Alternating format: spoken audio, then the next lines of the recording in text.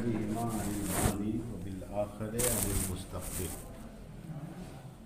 اور نکاح منعقد ہو جائے گا ایسے دو لفظوں کے سبب سے بھی جن میں ایک سے ماضی کی تعبیر کی گئی ہو اور دوسرے سے مستقبل کی تعبیر کی گئی۔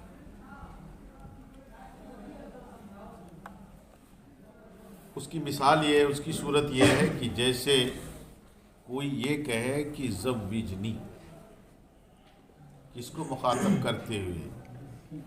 لڑکی کے باپ کو، نابالغہ لڑکی مراد، یا لڑکی اگر بالغہ ہے تو خود اسی کو خطاب کرتے ہوئے کہے کہ زوجنی، تو وہاں مفعول یہ ہوگا کہ زوجنی نفسکے، کیا معنی ہوگا؟ میرا نکاح تو اپنے آپ سے کر لے۔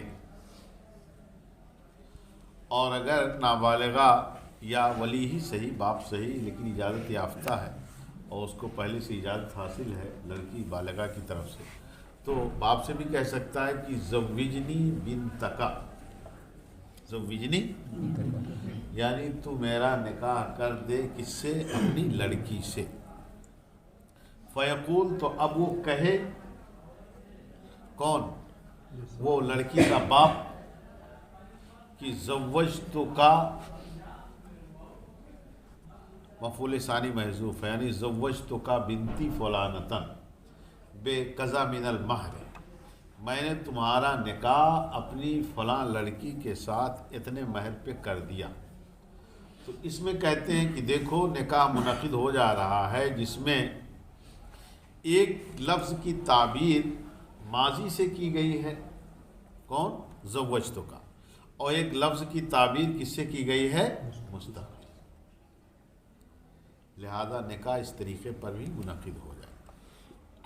لیکن جیسا کہ خود صاحب ہدایت شرح کر دے رہے ہیں آگے کہ یہ در حقیقت توکیل ہے، زوجنی کیا ہے؟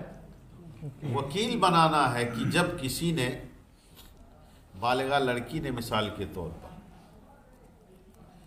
یہ کسی کو اختیار دیا، یا کسی بالغ لڑکے نے ہی لڑکی کو، یعنی صورتیں کئی ایک بن سکتی، بالغہ لڑکی نے مثال کے طور پر کسی کو اختیار دیا کہ تو میرا نکاح اپنے ساتھ کر لے، یا لڑکے نے لڑکی کو اختیار دیا کہ میرا نکاح تو اپنے ساتھ کر لے، تو یہ در حقیقت جو ہے ایجاب نہیں ہے، بلکہ کیا ہے؟ وکیل بنانا۔ اور جب اس نے پھر یہ کہا کہ میں نے تمہارا نکاح اپنے ساتھ کر لیا یا کر دیا، اور گواہ موجود ہوں اس قول کے کہتے وقت، تو نکاح ہو جائے گا۔ یہی اس کا تنہا قول ایجاب و قبول دونوں کے قائم مقام ہے، اور تنہا یہ نکاح کے دونوں طرف، یعنی نکاح کے دونوں طرف کیا ہوں گے؟ ایجاب قبول، ایجاب قبول دونوں کو یہ تنہا سر انجام دینے والا کہلائے۔ تو یہاں پر ظاہر سی بات ہے جو لفظ مستقبل کا ہوا وہ نہ تو ایجاب میں دخل رکھتا ہے اور نہ ہی قبول میں دخل رکھتا ہے۔ لیکن اس کی ایک توجیہ ملا حداد رحمۃ اللہ تعالی علیہ نے کرنے کی کوشش کی ہے، جو بہت بڑے فاضل گزرے ہیں۔ انہوں نے یہ کہا کہ یہ بلفظین میں با جو ہے برائے سبب ہے، اور اسی لیے پھر صاحب کتاب نے اس کو، حالانکہ اختصار بہت ملحوظ و مطلوب ہے، اس کے باوجود پھر بلفظین کا انہوں نے اعادہ کیا، کہ اوپر کہا النکاح ینعقد بالایجاب والقبول، پھر آگے کہا کہ ینعقد بلفظین، ینعقد دوبارہ لائے، حالانکہ ینعقد دوبارہ نہ بھی لاتے تو بلفظین کا عطف جو ہے بالایجاب والقبول پہ ہو جاتا اور معنی پورے طور پر مکمل تھا۔ لیکن دوبارہ ینعقد لانا یہ اس کو بتانے کے لیے کہ یہاں پر با یہ معنی سببیت کو ادا کرنے کے لیے ہے، اور با جو ہے یہ ینعقدوں کا صلہ نہیں۔ تو گویا پہلی تعبیر جو ہوئی النکاح ینعقد بالایجاب والقبول، نکاح منعقد ہو جاتا ہے ایجاب و قبول سے، وہاں ایجاب و قبول وہ نکاح کے دونوں رکن قرار پائے، سمجھ بات۔ اور یہاں ینعقد بلفظین، نکاح منعقد ہو جاتا ہے ایسے دو لفظوں کے سبب سے، تو یہاں پر اب وہ سبب بہرحال یہ بن رہا ہے، کون؟ یہ وکیل بنانا۔ اگرچہ اس کو ایجاب کی حیثیت نہ حاصل ہو، اگرچہ اس کو قبول کی حیثیت نہ حاصل ہو، لیکن ظاہر سی بات ہے ایجاب و قبول مکمل یہ تنہا ایک آدمی اس لیے سر انجام دے رہا ہے کیونکہ زوجنی جو توکیل ہے اس کا بہرحال کسی نہ کسی طور پہ دخل و اثر ہے، اور وہ نکاح کے انعقاد میں بہرحال سبب قریب نہ صحیح ایجاب و قبول کی حیثیت سے سبب بعید بن رہا ہے۔ تو اس طرح سے ایک توجیہ ملا حداد رحمۃ اللہ تعالیٰ علیہ نے فرمائی کہ نکاح منعقد ہو جاتا ہے ایسے دو لفظوں کے سبب جس میں ایک کی تعبیر ماضی سے کی گئی ہو اور دوسرے کی تعبیر مستقبل سے کی گئی ہو، جیسے کوئی کہنے والا یہ کہے کہ زوجنی اور دوسرا یہ کہے کہ زوجتک، کہتے ہیں لأن ھذا توکیل بالنکاح، کیونکہ زوجنی کہنا یہ نکاح کا وکیل بنانا ہے، اور ایک آدمی نکاح کے دونوں طرفوں کا ذمہ اٹھا سکتا ہے، ایک آدمی نکاح کے دونوں طرف اور دونوں جو اس کے کیا نام ہے جز ہیں ان کو تنہا سر انجام دے سکتا ہے، جیسا کہ ہم اس کو انشاءاللہ عنقریب بیان کرنے والے ہیں وکالت بالنکاح کے فصل کے شروع۔ فصل فی الوکالت بالنکاح ایک فصل آئے گی، اس کے شروع میں یہ مسئلہ پھر سے آئے گا کہ ایسی بہت ساری صورتیں ہیں کہ جس میں تنہا ایک آدمی کا قول ایجاب قبول دونوں کے قائم مقام ہو، اور اس کی تفصیل سے وقائع میں بھی میں ذکر کر چکا ہوں۔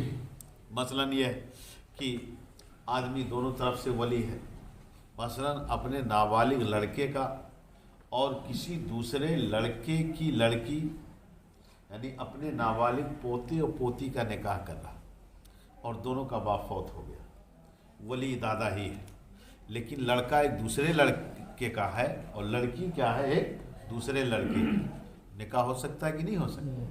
بھائی یہ کیا نام ہے چچا زاد بھائی بہن ہوئی، لیکن دادا زندہ ہے، دونوں کے باپ فوت ہو گئے، دونوں نابالغ نابالغہ، دونوں کا ولی یہ ہے، اس نے گواہوں کی موجودگی میں یہ کہہ دیا کہ میں نے اپنے فلاں پوتے کا نکاح اپنی فلانہ پوتی کے ساتھ اتنے مہر پہ کیا، گواہ موجود ہیں، یہی تنہا ایجاب بھی ہے، یہی تنہا کیا ہے قبول۔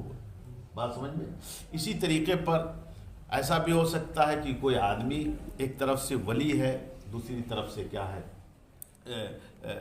اس کا ہاں ایک طرف سے خود اپنا نکاح کر رہا ہے، دوسری طرف سے ولی ہے، جیسے مان لو چچا زاد لڑکا، چچا زاد بھائی، ایک مرحلہ وہ آتا ہے کہ وہ بھی کیا ہے ولی ہوتا ہے، مثلا نہ باپ ہے، نہ کیا نام ہے دادا ہے، نہ پردادا ہے، نہ چچا ہے، نہ بھائی ہے، کوئی نہیں، تو ایک مرحلہ ایسا آتا ہے کہ چچا زاد بھائی بھی اپنی نابالغہ چچا زاد بہن کا وہ کیا ہے ذمہ دار سرپرست ہوتا ہے، ولی ہوتا ہے۔ اب اس نے گواہوں کی موجودگی میں یہ کہہ دیا کہ میں نے اپنا نکاح اپنی چچا زاد بہن کے ساتھ اتنے مہر پہ کیا، ہو جائے گا۔ دونوں طرف سے وکیل ہو، جیسے کسی نے زید کو وکیل بنایا کہ میرا نکاح تم ہندہ کے ساتھ کر دو، اور ہندہ نے بھی اسی زید کو ہی وکیل بنا دیا کہ میرا نکاح تم فلاں کے ساتھ کر دو۔ اب دونوں طرف سے جب اسے وکالت حاصل ہو گئی، اس نے گواہوں کی موجودگی میں یہ کہہ دیا کہ میں نے اپنے موکل فلاں بن فلاں کا نکاح اپنی موکلہ فلانہ بن فلاں کے ساتھ، فلانہ بنت فلاں کے ساتھ اتنے مہر پہ کر دیا، تو وکیل کا یہی طرح قول کیا ہے ایجاب بھی ہے، یہی طرح قول کیا ہے۔ تو اس کی بہت ساری صورتیں کیا ہے آگے آئیں گی کہ دونوں طرف سے ولی ہو، ایک طرف سے ولی ہے، ایک طرف سے اصیل ہے، دونوں طرف سے وکیل ہو، ایک طرف سے اصیل ہے، ایک طرف سے وکیل ہے، بات سمجھ میں؟ صورتیں ہو سکتی۔ وَيَنْعَقِدُ بِلَفْظِ النِّکَاحِ ہے۔ اچھا ہاں ایک چیز اور ذکر کر دوں کہ یہ عربی زبان کا معاملہ رہا، اس کا عربی زبان، اس میں بھی اگر فعل مضارع کا ایک طرف صیغہ استعمال ہو رہا ہو، لیکن قرینہ اس بات پر قائم ہے کہ یہاں حال کا معنی مراد لیا جا رہا ہے،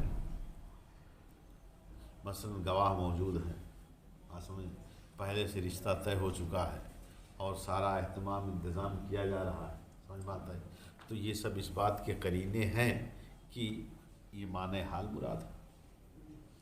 اس میں اگر کوئی یہ کہے کہ اتزوجک بقضا من المہر، میں تجھ سے نکاح کر رہا ہوں، یا انکحو کے بے قضا من المہر، میں تم سے نکاح کر رہا ہوں. تو انکحو کا دو معنی ہو سکتا ہے نا، اتزوجو کا دو معنی ہو سکتا ہے. ایک تو یہ کہ کروں گا تو یہ تو وعدہ ہو جائے گا، اور ظاہر ہے کہ وعدہ جو ہے یہ عقد نہیں ہوتا ہے. عقد وہ ہوتا ہے کہ جو فی الحال جس کو وجود دیا جائے. یہ تو ایک طریقے کا کیا ہے، وعدہ ہوا کہ میں نکاح کر لوں گا. تو کوئی آدمی یہ کہے کہ تم کو میں طلاق دے دوں گا تو کیا طلاق پڑ جائے گی؟ یہ کہنے سے کہ طلاق دے دوں گا. جب یہ کہے کہ ہاں میں تمہیں طلاق دیتا ہوں تب نہ پڑے گی. تو اسی طریقے پر اتزوجو عربی میں دو معنی رکھتا ہے. ایک معنی میں تم سے نکاح کرتا ہوں اس وقت، اور دوسرا یہ کہ نکاح تم سے کروں گا. اگر قرینہ اس بات پر قائم ہے کہ معنی حال مراد ہے، اور دوسری طرف سے ماضی کے صیغے سے اس پر منظوری دی گئی ہے اور ماضی کے صیغے سے اس کو قبول کیا گیا ہے، تو نکاح منعقد ہو جائے. یہ عربی زبان کا معاملہ رہا. اردو زبان میں چونکہ حال اور مستقبل کے لیے الگ الگ تعبیریں ہیں، الگ الگ صیغے. عربی میں تو خیر فعل مضارع کا صیغہ تنہا وہی حال کا معنی بھی ادا کر رہا ہے، وہی معنی کس کا، استقبال کا بھی ادا کر رہا ہے. اس لیے وہاں قرینہ قائم ہونے کی ضرورت ہے. لیکن اردو میں چونکہ حال کا صیغہ ہی الگ ہے اور استقبال کا صیغہ الگ ہے، تو اس لیے یہاں پر حال کے صیغے کو اگر ادا کیا جائے تو اس سے نکاح کیا ہے، منعقد ہو جائے گا. نکاح. اب یہاں پر وہ الفاظ ذکر کرتے ہیں کہ کن کن الفاظ سے نکاح منعقد ہو جائے. اس بارے میں ایک بہت ہی ضابطے کلیہ، بہتر ضابطے کلیہ صاحب شرح وقائع رحمۃ اللہ تعالی علیہ نے ذکر کیا ہے کہ نکاح ہر اس لفظ سے منعقد ہو جاتا ہے کہ جس سے کسی شے کا مالک بنایا جاتا ہو فی الحال. ہر اس لفظ سے منعقد ہو جائے گا جو لفظ کی اس کا فائدہ دیتا ہو کہ اس سے کسی چیز کا فی الحال مالک بنا دیا جاتا، تو ہر ایسے لفظ سے منعقد. یعنی جو تملیک عین فی الحال کے لیے جو الفاظ بنائے گئے ہیں ان تمام الفاظ سے نکاح منعقد ہو. چنانچہ اب دیکھو بے ہے کہ میں نے یہ قلم تم سے بیچا.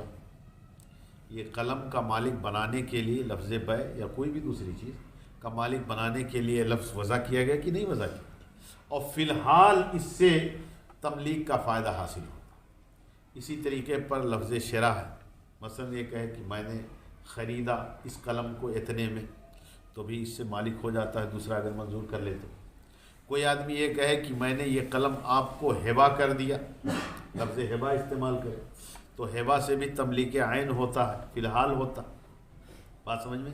اسی طریقے پر لفظ تملیک ہی لے لو تو لفظ تملیک سے بھی کسی چیز کا مالک بنایا جاتا ہے. جیسے کہے کہ ملک تو کا حاضل قلم، میں نے تمہیں اس قلم کا مالک بنا دیا. لفظ صدقہ سے بھی تملیک کا معنی ادا ہوتا ہے. جیسے یہ ہے کہ تصدق تو علیہ کا قلمی حاضہ، میں نے تم پر اپنا ایک قلم کیا ہے صدقہ کر دیا. اس سے بھی کیا نام ہے تملیک عین کا فائدہ حاصل ہوتا. لہٰذا نکاح لفظ بے سے بھی منعقد ہو جائے گا، لفظ شرا سے بھی منعقد ہو جائے گا، لفظ ہبہ سے بھی منعقد ہو جائے گا، لفظ تملیک سے بھی منعقد ہو جائے گا، لفظ صدقہ سے بھی منعقد ہو جائے گا. کیونکہ یہ سارے الفاظ ایسے ہیں کہ جو تملیک عین فی الحال کا فائدہ دیتے ہیں. لہذا الفاظ اگر وہ ہوں کہ جس سے تملیک عین نہیں بلکہ تملیک منافع کا فائدہ ہوتا ہو تو اس سے نکاح منعقد نہیں. جیسے اجارے میں کیا ہوتا ہے، ضرور تملیک ہے لیکن تملیک عین نہیں ہے بلکہ کیا ہے تملیک منافع. کہ کوئی چیز کرائے پر مثلا ٹینٹ ہاؤس سے کرسی آدمی لاتا ایک دن کے لیے 5 روپیہ کرسی، 50 کرسی لائے تو کیا کرسی دے دیا کہ صاحب کرسی لے جاؤ اب تمہاری ہے کہ نہیں. کرسی کا مالک وہی ہے لیکن ایک دن کے لیے تمہیں کرسی سے نفع اٹھانے کا مالک بنایا، اس کا معاوضہ اس نے لیا. تو اس نے کہا کہ آجر تو کا حاضل کرسی بے قضا، میں نے تمہیں یہ کرسی اجارے پر اتنے میں کیا ہے دیا، تو اس سے تملیک عین نہیں ہے حاصل ہے، بلکہ کیا حاصل ہے؟ تملیک کے منافع۔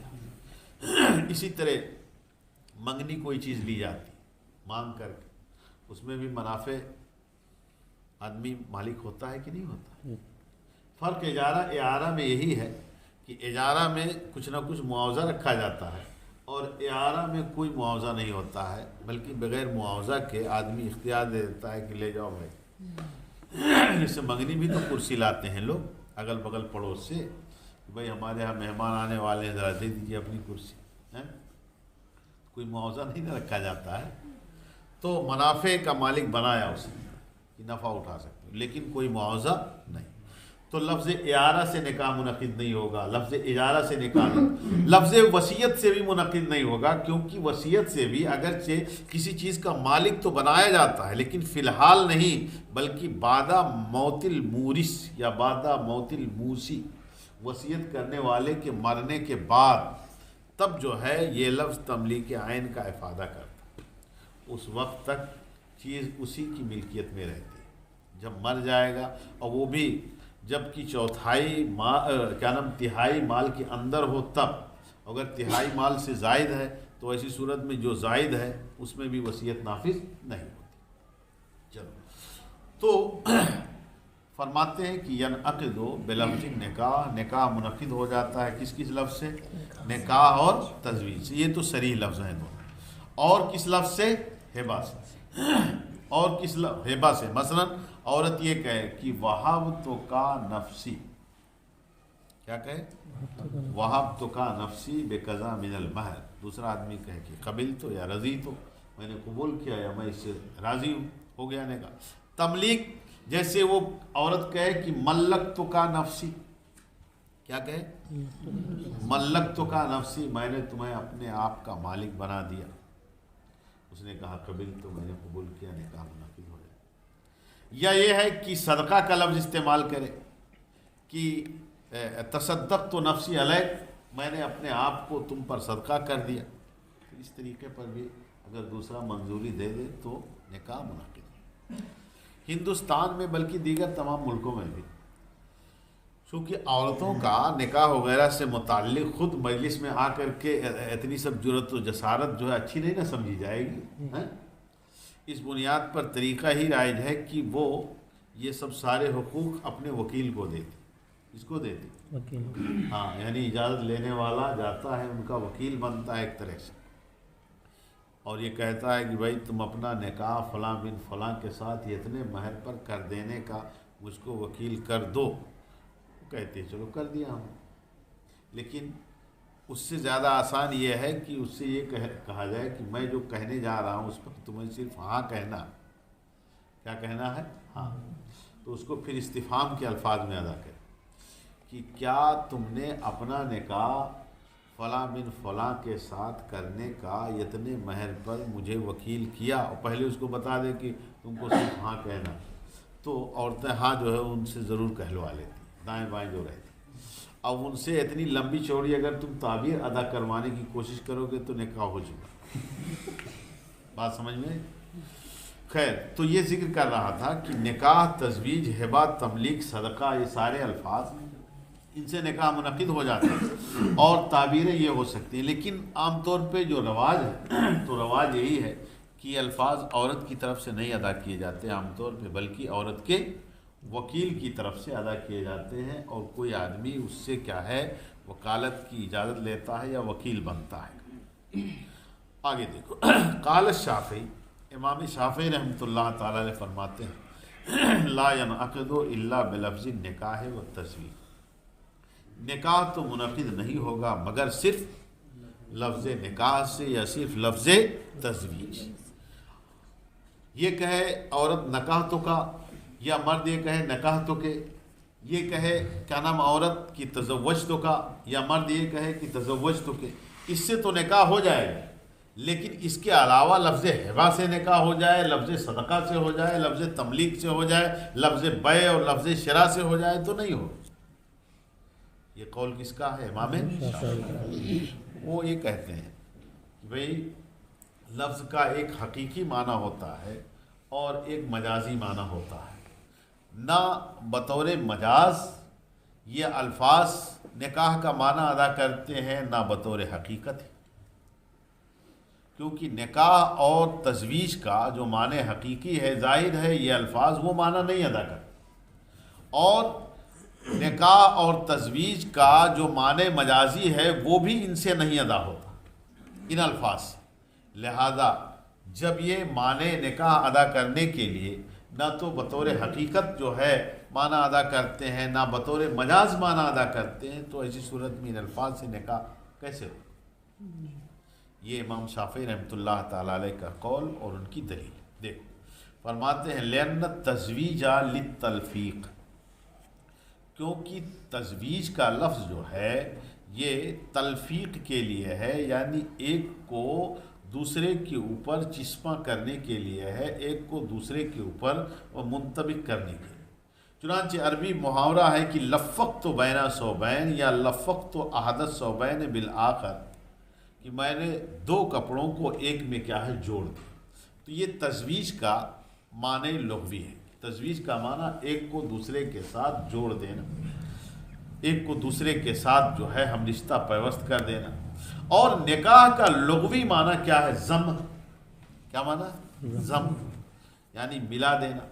اور کہتے ہیں لا ضمہ ولا ازدواجہ بین المالک والمملوک اصلاً، اور مالک اور مملوک کے درمیان کسی بھی طور پر نہ ضم کا معنی متحقق ہے حقیقی طور پر بھی، نہ مجازی طور پر، اور نہ ہی ازدواج یعنی کیا نام ہے تلفیق کا معنی کسی طور پر متحقق۔ تو کہتے ہیں یہ بطور تمثیل صرف تملیغ کی دلیل ہوئی۔ کس کی؟ تملیغ۔ یعنی امام شافعی رحمۃ اللہ تعالیٰ علیہ کہتے ہیں کہ بطور تمثیل لے لو کہ تملیغ سے نکاح اس لیے نہیں ہوگا کیونکہ نکاح کے لیے شرع نے جو الفاظ مقرر کیے، شرع نے جو الفاظ بنائے وہ دو، ایک تزویج یا تزوج اور دوسرے نکاح، اور نکاح کا معنی ضم اور تزویج کا معنی تلفیق۔ اب لفظ تملیغ کو لے لو تو تملیغ جو ہے یہ دونوں معنی میں سے کوئی بھی معنی ادا نہیں کرتا ہے، نہ بطور حقیقت نہ بطور مجاز۔ تو کہتے ہیں نہ تو ضم پایا جا رہا ہے مالک و مملوک کے درمیان جس میں تملیغ ہوتی ہے، اور نہ ہی جو ہے کیا نام ہے ازدواج بھی پایا جا رہا۔ اور اسی طریقے پر ہبہ میں بھی تم جاری کر دو کہ ہبہ کرنے والے اور جس کو ہبہ کیا گیا ان دونوں میں نہ تو ضم کا معنی متحقق ہے اور نہ ہی تلفیق کا معنی متحقق ہے۔ اسی طریقے سے مصدق و مصدق علیہ، سمجھ بات آئی؟ یعنی متصدق کرو، متصدق یعنی جو صدقہ کرنے والا ہے اور جس پر صدقہ کیا گیا، ان دونوں میں بھی ضم اور تلفیق کا معنی متحقق نہیں ہے۔ تو جب نہ معنی بطور حقیقت ہی ہے یہ اور نہ بطور مجاز ہی ہے، تو آخر کیسے نکاح جو ہے ان الفاظ سے منعقد ہو جائے؟ یہ دلیل کس کی ہے؟ لیکن جواب یہ دیتے ہیں کہ نکاح کا یہ لغوی معنی ہوا ضم، اور ازدواج کا یہ لغوی معنی تلفیق اور تزویج کا معنی تلفیق، ورنہ اس کا شرعی معنی کیا ہے؟ تو نکاح اور تزوج کا شرعی معنی یہ ہے کہ ایسا عقد جو ملک متعہ کا فائدہ دینے کے لیے بنایا گیا، ایسا عقد نکاح کو کہتے ہیں کہ جس سے بدن عورت سے مخصوص منافع حاصل کرنے کا مرد کو حق حاصل ہو جائے۔ جو لفظ اس معنی کا افادہ کرے اس لفظ کو کیا کہا جاتا ہے؟ نکاح کہا۔ تو اس اعتبار سے اگر دیکھا جائے تو لفظ ہبہ، لفظ تملیغ، لفظ صدقہ، لفظ بیع، لفظ شراء، یہ تمام چیزیں جو ہے سبب بنتی ہیں بعض جگہوں پر اور بعض محل میں۔ تو اب دیکھو یہ اصول فقہ کی ایک بحث آ گئی کہ کسی بھی معنی حقیقی اور معنی مجازی میں دو طرح سے رشتہ ہو سکتا ہے۔ ایک رشتہ تو علت و معلول کا ہوتا ہے، اور ایک رشتہ جو ہے کس کا ہوتا ہے؟ سبب و مسبب، یعنی سببیت کا رشتہ۔ تو علت و معلول میں تو یہ ہوتا ہے کہ مثلا کوئی چیز کسی چیز کے لیے علت ہے، تو اب پہلا اگر بولا جائے تو دوسرا معنی مراد لیا جا سکتا ہے، اور دوسرا معلول بولا جائے علت کا معنی بھی مراد لیا جا سکتا ہے۔ جیسے اس کی مثال استعارہ کی بحث میں تو دوہرا لینا یہ دیا ہے کہ جیسے کہ شرع یہ ملک کے لیے علت ہے، تو شرع بول کر کے یہ ملک کا معنی ادا کیا جا سکتا ہے، اور ملک بول کر کے کیا ہے شرع کا معنی ادا کیا جا سکتا ہے۔ لیکن بعض الفاظ ایسے ہوتے ہیں کہ وہ کسی معنی کے لیے سبب کی حیثیت رکھتے ہیں، تو وہاں یوں تو ہوتا ہے کہ جو لفظ سبب بنتا ہے اس کو بول کر کے مسبب کا معنی مراد لیا جائے، لیکن یوں نہیں ہوتا ہے کہ مسبب بول کر کے کیا ہے سبب کا معنی مراد لیا جائے، اس طرح نہیں۔ لہٰذا اب اس اعتبار سے اگر دیکھو تو نکاح جس معنی کا افادہ کرتا ہے، یعنی کہ عورت کے بدن سے خاص منافع حاصل کرنا، یہ ان الفاظ کے ذریعے بھی بعض جگہوں پر متحقق ہوتا ہے۔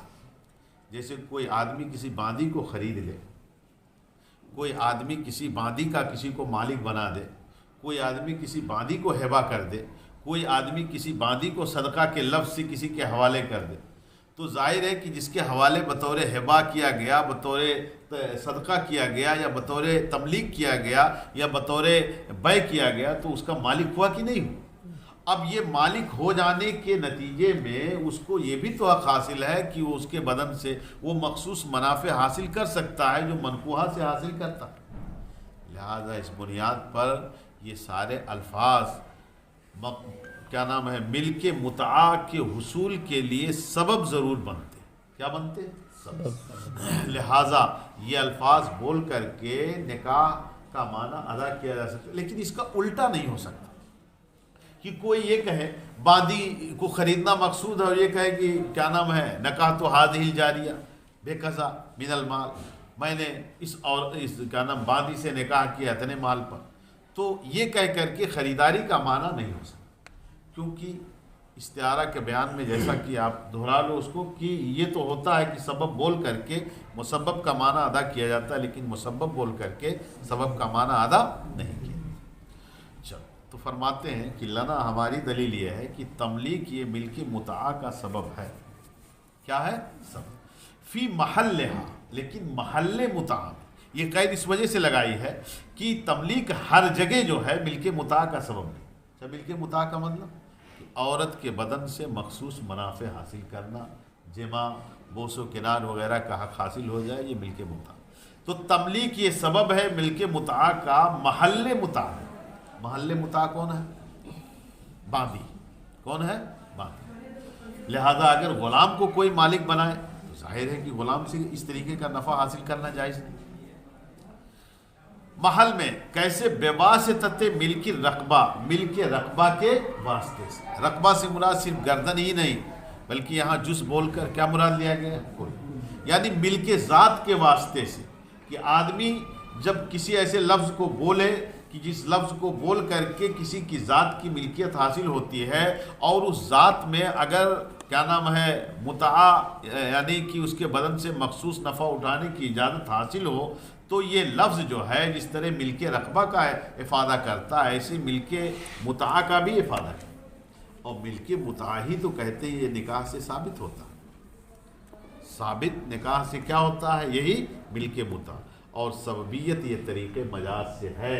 لہٰذا اس بنیاد پر یہ کہنا کہ جو ہے یہاں پر نکاح اور ان الفاظ و کلمات کے معانی میں کسی طرح کا رشتہ نہیں ہے، نہ حقیقی نہ مجازی، یہ درست نہیں ہے۔ حقیقی تو ہمیں بھی مسلم ہے، لیکن یہ ہے کہ دونوں میں ایک مجازی تعلق ہے کہ ان الفاظ سے نکاح کا معنی اس طریقے پر کیا ہے ادا ہوتا ہے کہ یہ الفاظ ملک متعہ کے حصول کے لیے سبب ہیں، جو ملک متعہ کی کیا نام ہے لفظ نکاح کا مفاد ہے۔